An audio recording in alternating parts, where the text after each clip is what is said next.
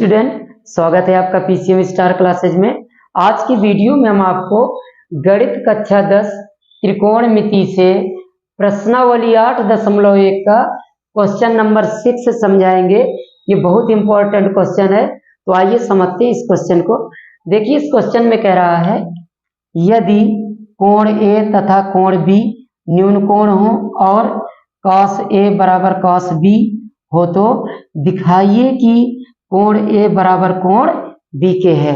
Dear student, इसमें कह रहा है कि कोण ए व कोण बी दोनों न्यून कोण है, यानी दोनों का मान 90 अंश से कम है। ओके, और cos ए बराबर दिया है cos बी के, तो कह रहा सिद्ध कीजिए कि कोण ए कोण बी के बराबर है।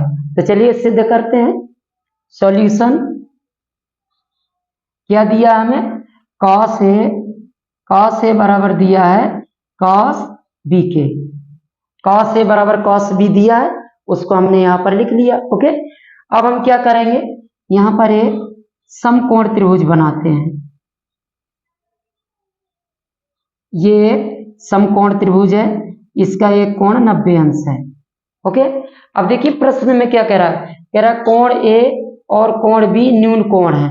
तो डियर स्टूडेंट, हम कोण ए और कोण बी को 90 वाले शीर्ष पर नहीं लिखेंगे, क्योंकि दोनों न्यून कोण हैं। हम क्या करेंगे, एक को यहां लिख देते हैं, एक को यहां लिख देते हैं। ये दोनों न्यून कोण हैं, ये समकोण है और ये दोनों न्यून कोण है। तो हम एक कोण को यहां लिख देंगे और एक कोण को यहां लिख देंगे। ओके, तो चलिए यहां लिख देते हैं ए और यहां लिख देते हैं बी को, तो यहां लिख देते हैं सी। ओके, तो इस प्रकार से ये त्रिभुज एबीसी एक समकोण त्रिभुज बन गया। ठीक, अब देखिए cos ए बराबर दिया cos बी के। हम जानते हैं cos थीटा बराबर होता है आधार बटे कर्ण। cos थीटा बराबर होता है आधार बटे कर्ण। ओके, तो अब यहाँ देखिए थीटा की जगह इधर ए है और इसमें बी है, लेकिन सूत्र तो यही रहेगा आधार बटे कर्ण। चाहे यहाँ थीटा की जगह जो भी कुछ लिखा हो, cos थीटा बराबर आधार बटे कर्ण होता है। तो cos ए बराबर भी क्या होगा, आधार बटे कर्ण, और cos बी बराबर भी क्या होगा, आधार बटे कर्ण। ठीक है, cos थीटा बराबर क्या होता है, आधार बटे कर्ण। यहाँ cos थीटा की जगह ए है, तो cos ए बराबर भी आधार बटे कर्ण और cos बी बराबर भी आधार बटे कर्ण। अब देखिए आपको ध्यान देना है, यहाँ पर कोण ए है और यहाँ पर बी है। जब कोण ए है इधर, कोण ए लेंगे तो कोण ए के सामने की भुजा लंब, 90 के सामने कर्ण और नीचे वाली भुजा आधार। तो यहाँ कोण कौन सा ए, तो आधार भुजा कौन सी हो जाएगी, ए सी भुजा, क्योंकि कोण ए है तो ए के सामने वाली लंब होगी और 90 के सामने वाली कर्ण होगी, तो आधार कौन सी होगी, ए सी भुजा।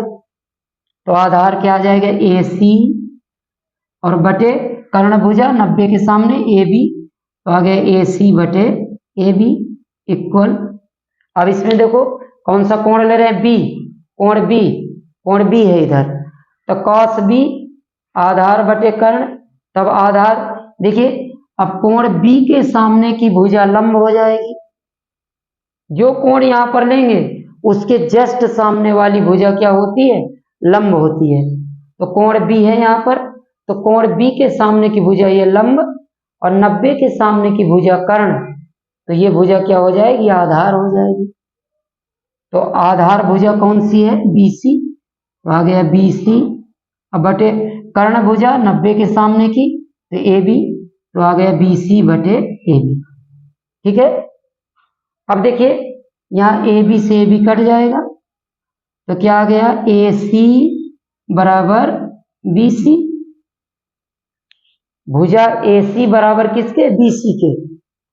अब प्यारे बच्चों, अगर किसी त्रिभुज में दो भुजाएं बराबर हों तो उनके सामने के कोण भी बराबर होते हैं। ओके, यहाँ देखिए भुजा ए सी बराबर है भुजा बी सी के, तो जो भुजा ए सी है ये है भुजा ए सी, तो ए सी के सामने का कोण कौन सा, बी है, यहाँ लिख देंगे कोण बी।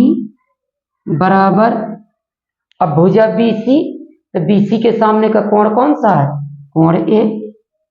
तो BC के सामने कोण A, तो क्या आ जाएगा? कोण B बराबर कोण A के सिद्ध हो जाएगा।